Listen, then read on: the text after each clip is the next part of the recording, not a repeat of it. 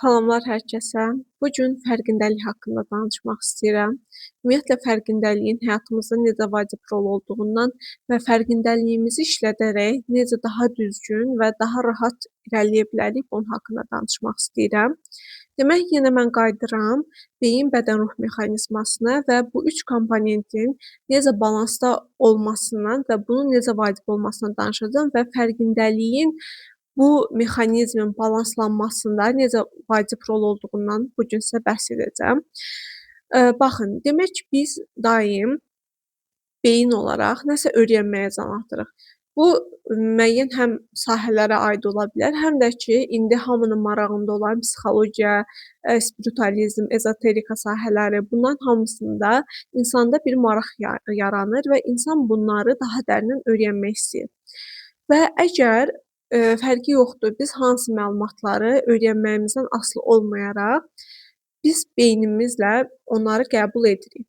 Amma burada vacib bir məqam var ki, biz ruhumuzun, yəni qəlbimizin rahatlığına da fikir verməliyik və görməliyik ki, bizim öyrəndiyimiz məlumatlar nə qədər bizə uyğundur.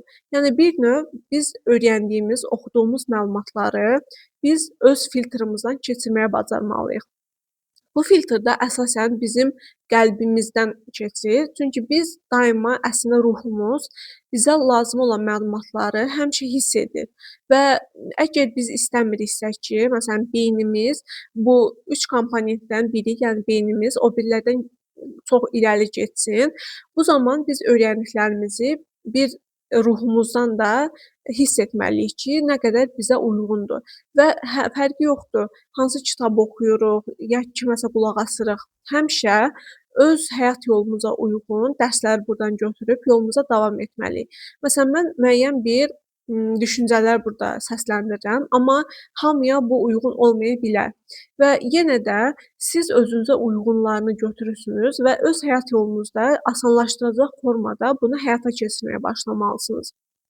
Mənə məsələn sual verirlər, hansı kitabları oxuyursunuz? Düzünü desəm mən, yəni demərəm ki, psixologiya üzrə hər gün nəsə bir kitab oxuyuram ya da ki, daim axtarışdayam. Xeyr, mənə lazım olan məlumatları ya qarşıma çıxdıqca, məsələn, YouTube-da izləyirəm, ya müəyyən bir kitablar, düzünü desəm qarşıma çıxır necəsə və mən əgər bu mənə uyğundursa, mən oxumağa başlayıram və sadəcə mənə lazım olan məlumatları götürürəm, sonra bunu tətbiq etməyə başlayıram. Çünki baxın, beynimizlə öyrəndik.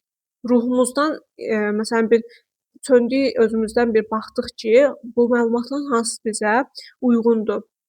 Hansı bizdə bir rahatlıq yaradır. Biz düşünürük ki, bu mənə uyğundur. Mən bunu çoxdan axtarırdım. Sanki daima bir fikirlər eşidirik, amma müəyyən bir hissəsi bizlə rezonans edir. Biz o saniyə deyirik ki, mən bunu düşünmüşdüm. Məsələn, məndə belə olur. Mən nə isə düşünürəm, beynimdə məsələn bir fikir formalaşır və bir müddət sonra o fikir mənim qarşıma çıxır. Müəyyən fərqli insanlardan ya kitabdan, hansısa kitabdan və mən başa düşürəm ki, mən əslində bunu qabaqcadan hiss etmişdim. Əslində bizim ruhumuz qabaqcadan bilir hər şeyi. Sadəcə zamanı gəldikcə o özü bizə açılmağa başlayır. Sadəcə biz müəyyən bu dünyada müəyyən bir addımlar atmalıyıq, müəyyən bir hadisələrdən keçməliyik ki, o biliklər də bizə zamanla açılmağa başlasın. Və biz ruhumuzdan bunu gördük ki, bu bizə uyğundur. Biz artıq baxın, beyin, ruh mexanizması artıq önə getdi, amma bədən geridə qaldı. Bədən də bunlarla balansda olması üçün biz artıq öyrəndiyimizi, başa düşdüyümüzü, bizə uyğun olanı həyatda tətbiq etməliyik. Və təsəvvür eləyin, siz müəyyən bir kitab oxuyursunuz, amma o kitabın bütün cümlələri sizin yadınızda qalmır. Amma hansı cümlə ki, sizə uyğundur, sizin həyat düşüncələrinizlə üst-üstə düşür, o cümlə sizdə çox böyük bir iz buraxır. Və siz onu həyatda təcrübə edirsiniz deyə, bu sizdə artıq beyin, bədən, ruh komponenti bir yerdə rezonans edir deyə bu fikir sizin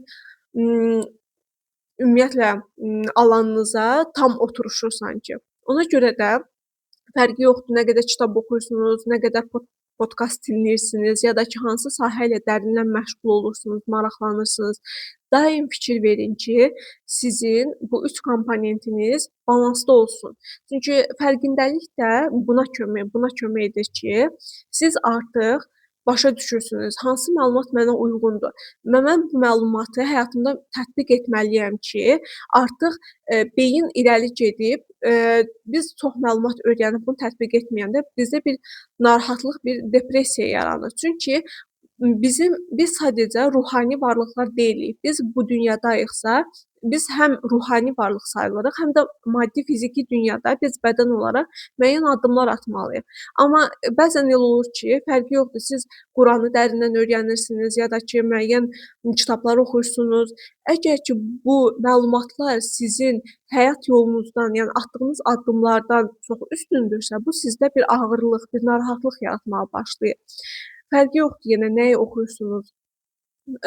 Və əsas məsələ odur ki, siz oxuduqlarınızı az belə oxumuş olduğunuz məlumat azdırsa belə, siz əgər onu tətbiq edib həyatınızda təsdiqini görürsünüzsə, o həm sizin həyat fəlsəfənizə çevrilir, həm yaddaşınızda çox yaxşı qalır və gələcəkdə də artıq müəyyən bir hadisələr təkrarlandıqda siz artıq fərqli cür davranmağa başlayırsınız. Ona görə də mən oxuduğum kitablar düzünü desəm rus dilindədir. Əgər istəsəz bunun haqqında müəyyən bir başqa bir video da çəkərəm. Amma ki, dediyim kimi mən çox kitab oxumamışam.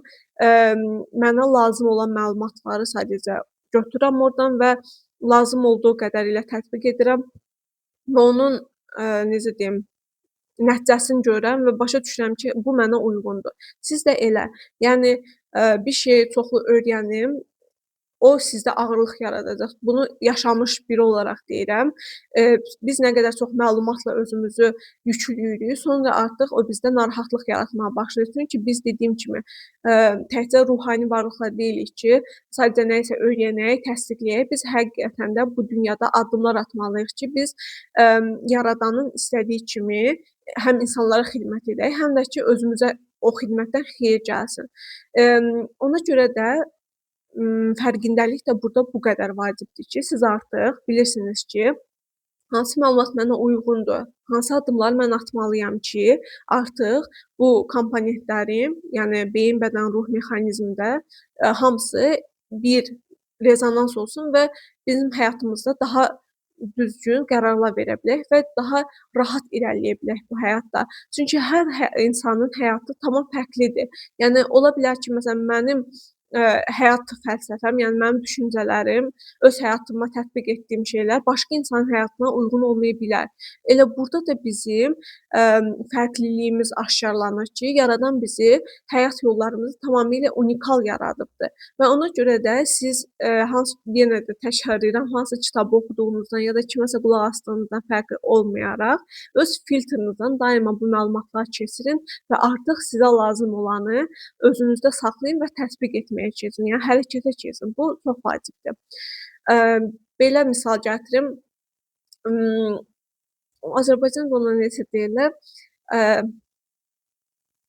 Sita deyirlər rus dilində. Unutdum.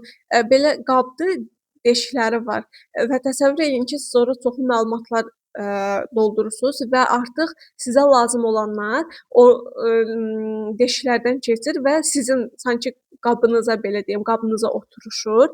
Yəni oranı keçən məlumatlar sizin olur artıq. O qaba ordan keçib qaba düşən məlumatlar artıq sizin mənimsənmiş məlumatlarınız olur və onu tətbiq edərək siz həyatınızda lazım olan yöndə irəliləyişlər edə bilərsiniz və həyatınızı daha gözəl şəkildə yönləndirə bilərsiniz. Belə, bu gün bunun haqqında danışmaq istəyirdim. Əgər suallarınız olsa qeyd edərsiniz. Bu mənim üçün həqiqətən kömək olur. Çünki məndə artıq bir fikirlər formalaşmağa başlayır ki, mən yeni videolarda da bunun haqqında danışım. Özünüzə yaxşı baxın, sağ olun.